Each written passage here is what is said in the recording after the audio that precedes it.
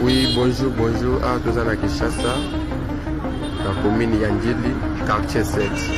Alors, présentement là, c'est au niveau du district de Tchang. Voilà comment le prisonnier peut s'échapper dans l'air caché. La prisonnier est belé baki, ni makasi, belé baki, belé ba policier boy, ba kale na poste, ni arme d'andeli.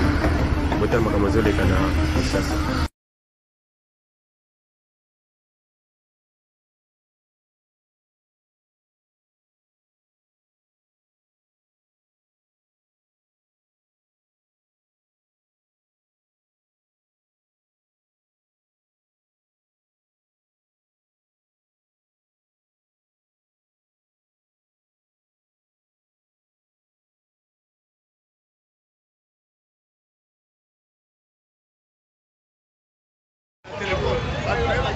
Voilà la situation.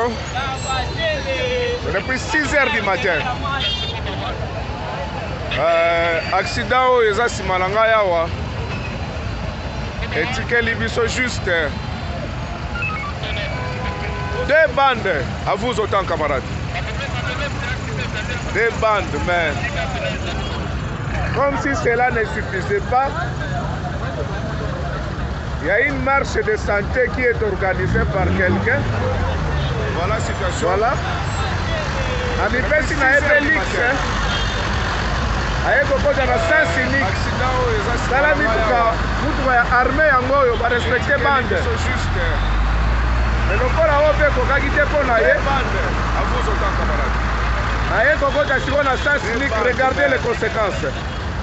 Comme si cela ne toyebi te tozokende wapi tozosuka wapi voilà marche de santé na ye situation toza nango kuna déjà eza mabe voilà il se tape le lix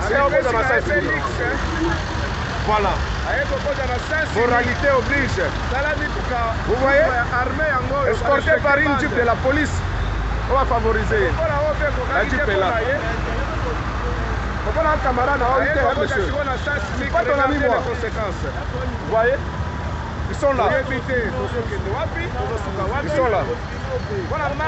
Voilà, moralité exacte na ba Congolais. Naza camarade na oje na zo bana yo. Voilà, il se tape. Saka na malamu.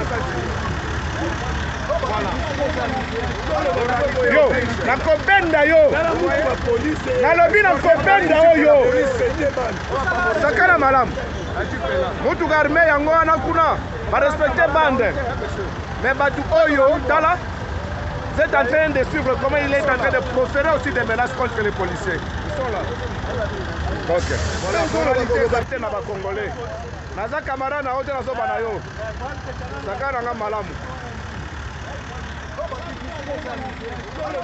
Yo, na kobenda yo. Na lobi na kobenda oyo. Sakana malamu. Mutu armé yango wana kuna ba respecter bande.